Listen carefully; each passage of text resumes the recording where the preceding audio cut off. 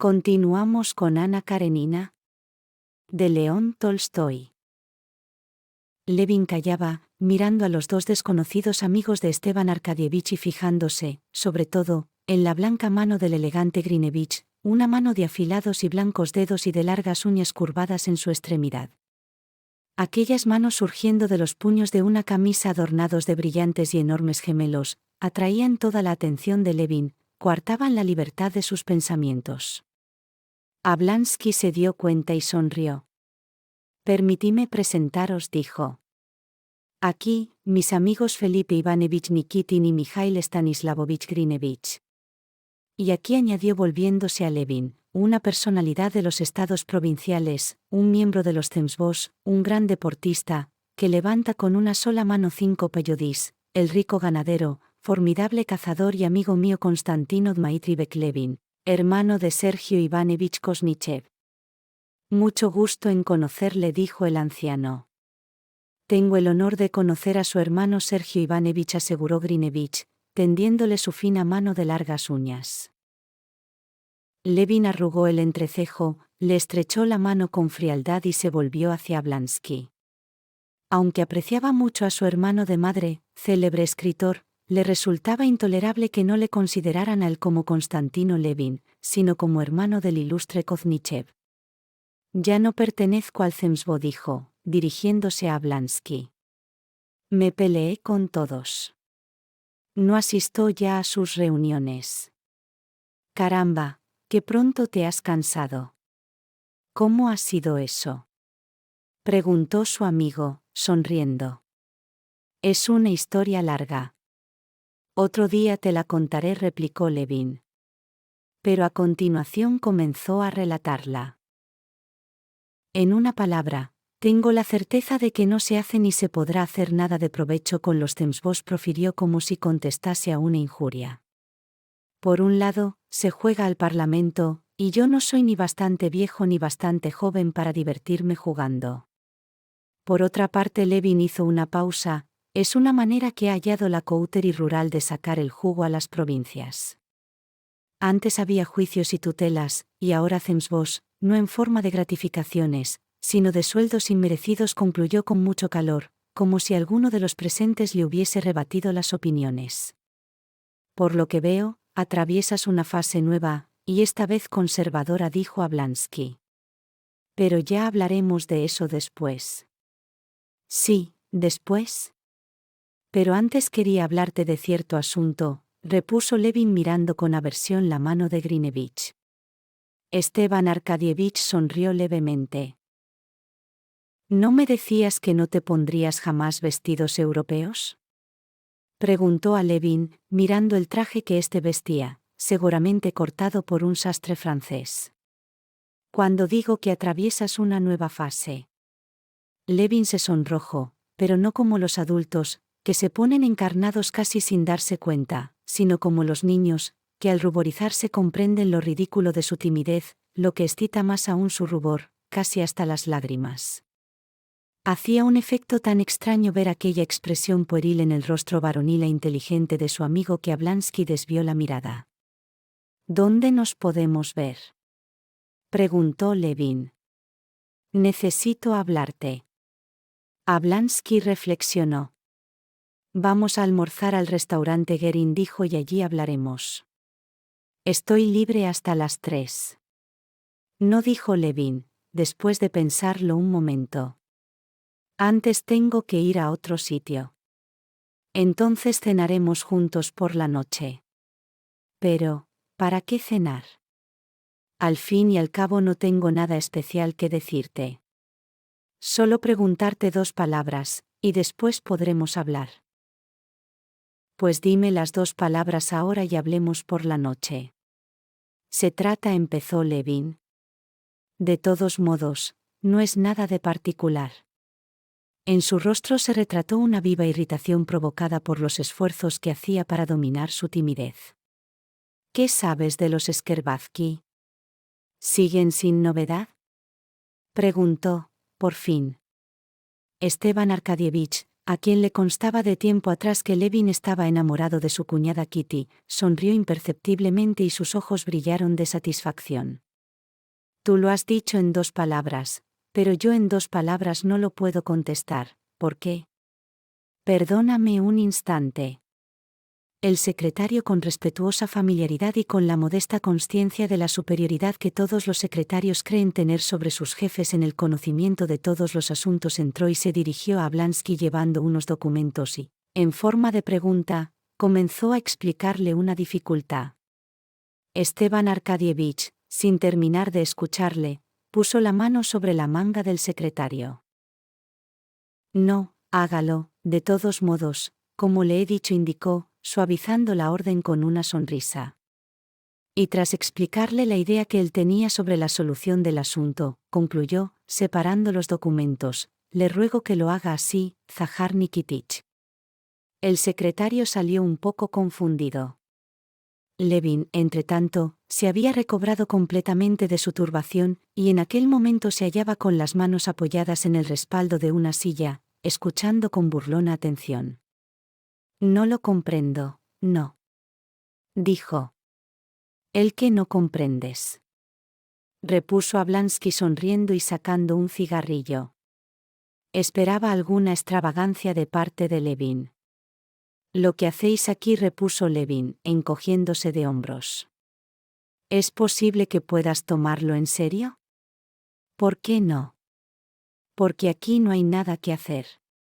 Eso te figuras tú. Estamos abrumados de trabajo. Sí, sobre el papel. Verdaderamente, tienes aptitudes para estas cosas, añadió Levin. ¿Qué quieres decir? Nada, replicó Levin. De todos modos, admiro tu grandeza y me siento orgulloso de tener un amigo tan importante. Pero no has contestado aún a mi pregunta, terminó, mirando a Ablansky a los ojos, con un esfuerzo desesperado. Pues bien, espera un poco y también tú acabarás aquí, aunque poseas 3000 hectáreas de tierras en el distrito de Karasinsky, tengas tus músculos y la lozanía y agilidad de una muchacha de 12 años. A pesar de todo ello, acabarás por pasarte a nuestras filas. Y respecto a lo que me has preguntado, no hay novedad. Pero es lástima que no hayas venido por aquí en tanto tiempo. ¿Pues qué pasa? Preguntó, con inquietud, Levin.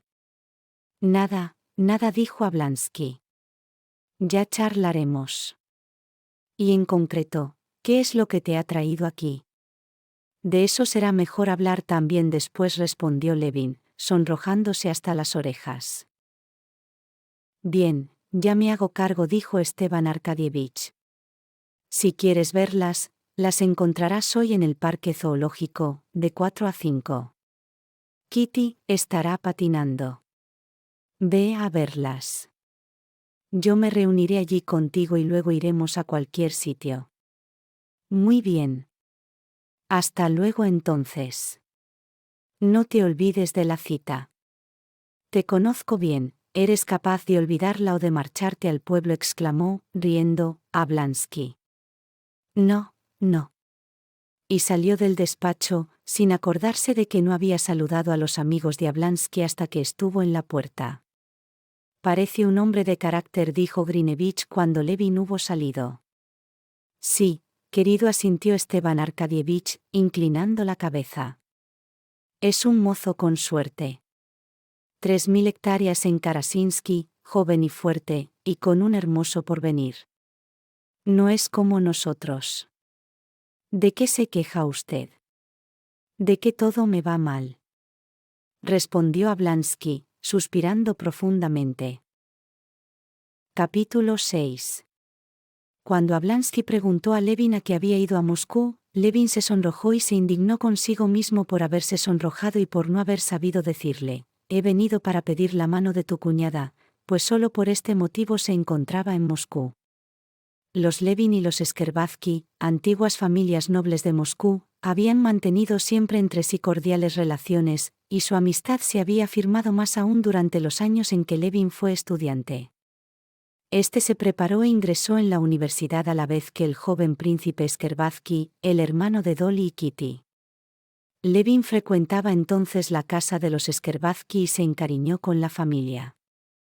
Por extraño que pueda parecer, Con lo que Levin estaba encariñado era precisamente con la casa, con la familia y, sobre todo, con la parte femenina de la familia.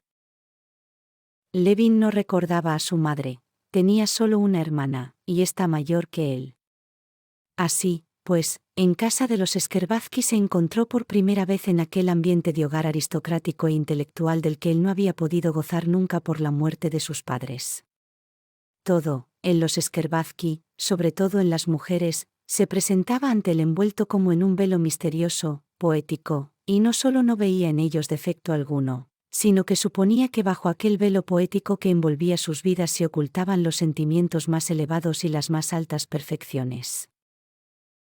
Que aquellas señoritas hubiesen de hablar un día en francés y otro en inglés, que tocasen por turno el piano, cuyas melodías se oían desde el cuarto de trabajo de su hermano, donde los estudiantes preparaban sus lecciones, que tuviesen profesores de literatura francesa, de música, de dibujo, de baile, que las tres, acompañadas de Mademoiselle Linon, fuesen por las tardes a horas fijas al Boulevard Tverskoy, vestidas con sus abrigos invernales de satén Dolly de largo, Natalia de medio largo y Kitty completamente de corto, de modo que se podían distinguir bajo el abriguito sus piernas cubiertas de tersas medias encarnadas, que hubiesen de pasear por el Boulevard Tverskoy acompañadas por un lacayo con una escarapela dorada en el sombrero. Todo aquello y mucho más que se hacía en aquel mundo misterioso en el que ellos se movían, Levin no podía comprenderlo, pero estaba seguro de que todo lo que se hacía allí era hermoso y perfecto, y precisamente por el misterio en que para él se desenvolvía, se sentía enamorado de ello. Durante su época de estudiante, casi se enamoró de la hija mayor, Dolly, pero ésta se casó poco después con Ablansky. Entonces comenzó a enamorarse de la segunda, como si le fuera necesario estar enamorado de una u otra de las hermanas. Pero Natalia, apenas presentada en sociedad, se casó con el diplomático Lvov. Kitty era todavía una niña cuando Levin salió de la universidad. El joven Scherbatsky, que había ingresado en la marina, pereció en el Báltico y desde entonces las relaciones de Levin con la familia, a pesar de su amistad con Ablansky, se hicieron cada vez menos estrechas.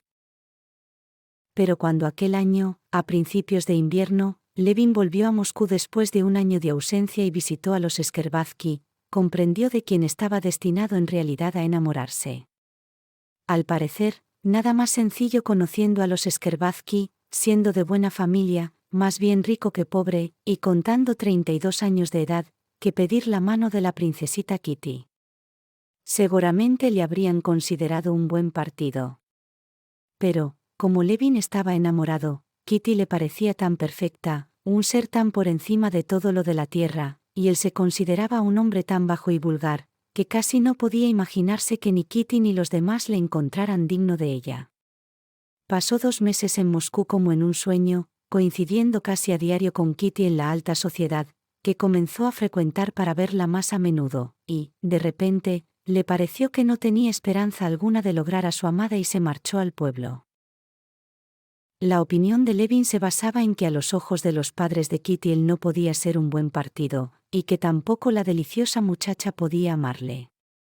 Ante sus padres no podía alegar una ocupación determinada, ninguna posición social, siendo así que a su misma edad, 32 años, otros compañeros suyos eran, uno general ayudante, otro director de un banco y de una compañía ferroviaria, otro profesor, y el cuarto presidente de un tribunal de justicia, como Ablansky.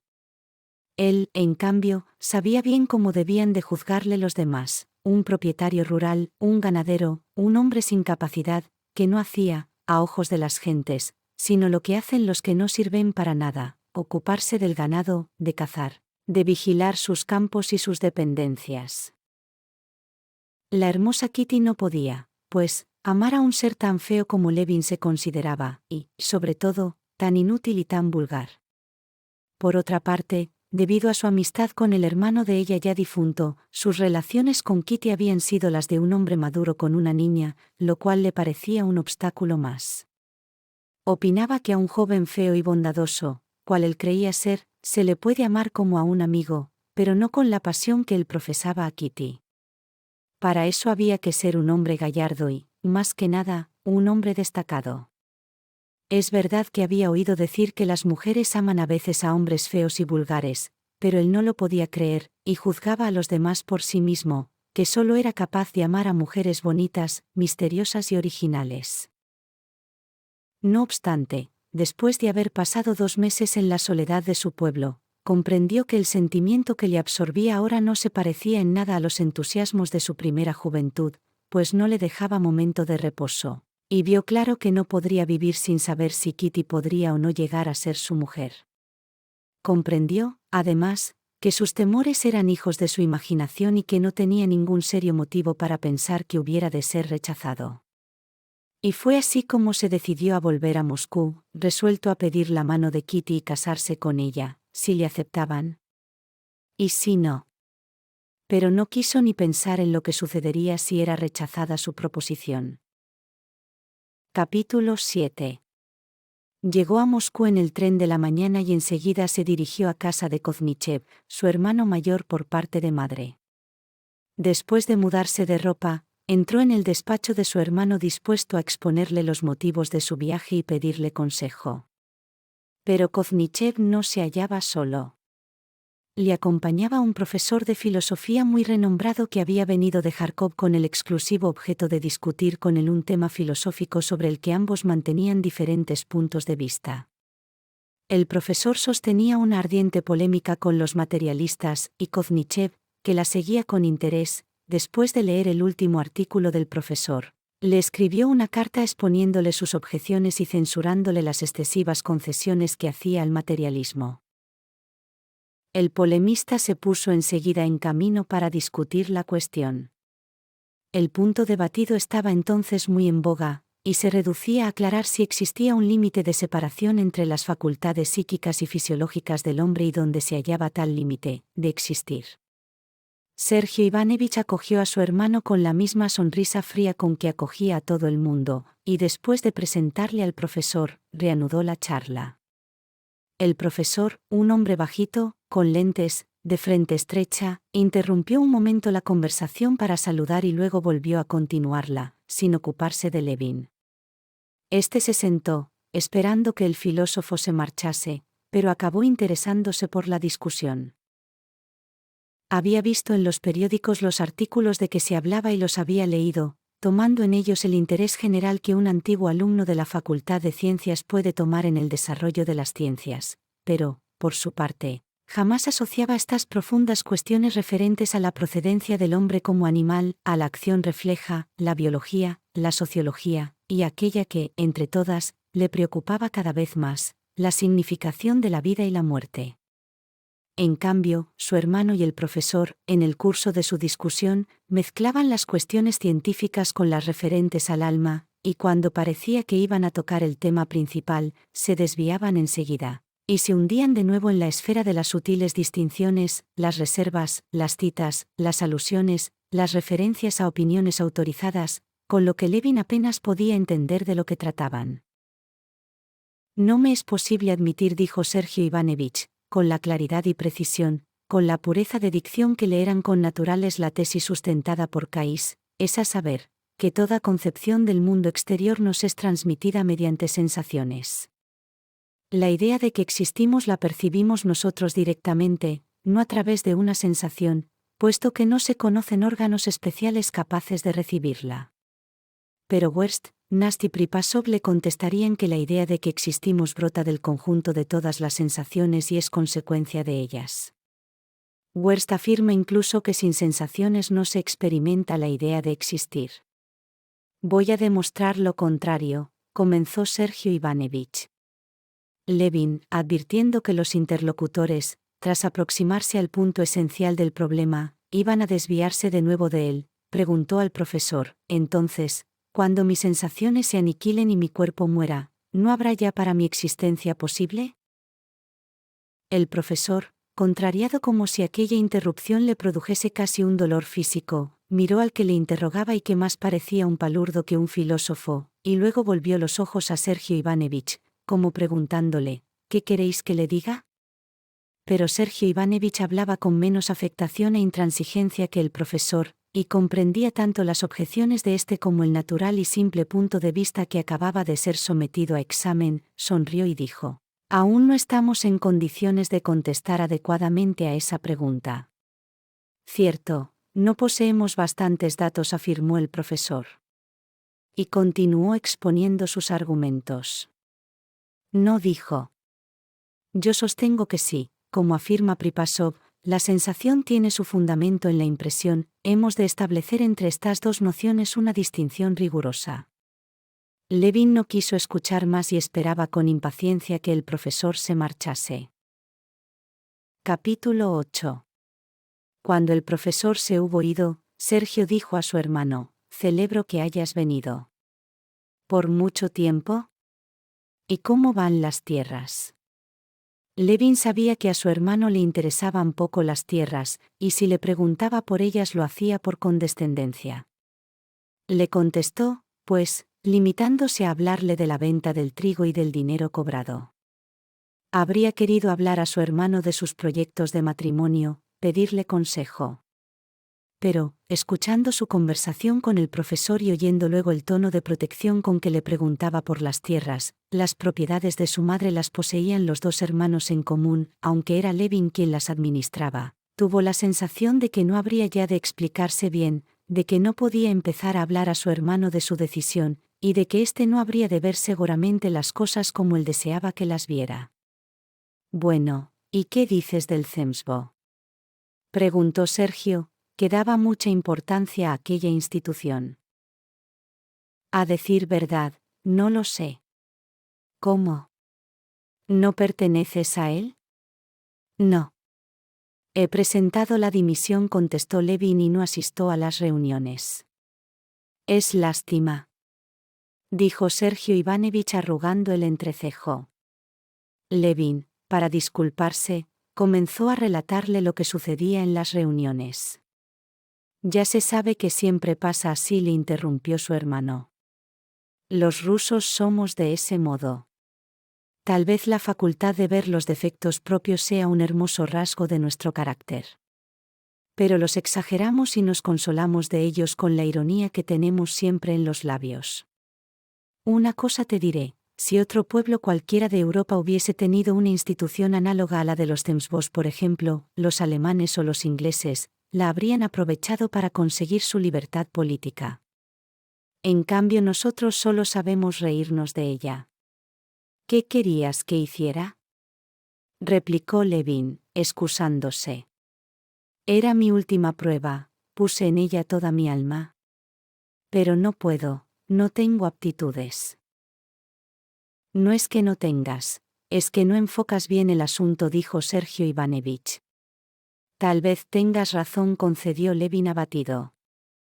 «¿Sabes que nuestro hermano Nicolás está otra vez en Moscú?». Nicolás, hermano de Constantino y de Sergio, por parte de madre, y mayor que los dos, era un calavera. Había disipado su fortuna, andaba siempre con gente de dudosa reputación y estaba reñido con ambos hermanos. «¿Es posible?», preguntó Levin con inquietud. «¿Cómo lo sabes?». «Prokofy le ha visto en la calle». «¿En Moscú? ¿Sabes dónde vive?». Levin se levantó, como disponiéndose a marchar enseguida. «Siento habértelo dicho», dijo Sergio Ivanovich, meneando la cabeza al ver la emoción de su hermano. «Envié a informarme de su domicilio, le remití la letra que aceptó a Trubin y que pagué yo. Y mira lo que me contesta». Y Sergio Ivanovich alargó a su hermano una nota que tenía bajo el pisapapeles. Levin leyó la nota, escrita con la letra irregular de Nicolás, tan semejante a la suya: «Os ruego encarecidamente que me dejéis en paz. Es lo único que deseo de mis queridos hermanitos. Nicolás Levin». Después de leerla, Constantino permaneció en pie ante su hermano, con la cabeza baja y el papel entre las manos. En su interior luchaba con el deseo de olvidar a su desgraciado hermano y la convicción de que obrar de aquel modo sería una mala acción. «Al parecer, se propone ofenderme, pero no lo conseguirá», seguía diciendo Sergio. «Yo estaba dispuesto a ayudarle con todo mi corazón, mas ya ves que es imposible. Sí, sí, repuso Levin. Comprendo y apruebo tu actitud. Pero yo quiero verle. Ve si lo deseas, mas no te lo aconsejo, dijo Sergio Ivanovich. No es que yo le tema con respecto a las relaciones entre tú y yo, no conseguirá hacernos reñir. Pero creo que es mejor que no vayas, y así te lo aconsejo. Es imposible ayudarle. Sin embargo, haz lo que te parezca mejor. Quizás sea imposible ayudarle, pero no quedaría tranquilo, sobre todo ahora. Sí, no te comprendo bien, repuso Sergio Ivanovich, lo único que comprendo es la lección de humildad. Desde que Nicolás comenzó a ser como es, yo comencé a considerar eso que llaman una bajeza, con menos severidad. Ya sabes lo que hizo. Es terrible, terrible. Repetía Levin. Después de obtener del lacayo de su hermano las señas de Nicolás, Levin decidió visitarle enseguida, pero luego, reflexionándolo mejor, aplazó la visita hasta la tarde. Ante todo, para tranquilizar su espíritu, necesitaba resolver el asunto que le traía a Moscú. Para ello se dirigió, pues, a la oficina de Ablansky, y después de haber conseguido las informaciones que necesitaba sobre los Skerbatsky, tomó un coche y se dirigió al lugar donde le habían dicho que podía encontrar a Kitty.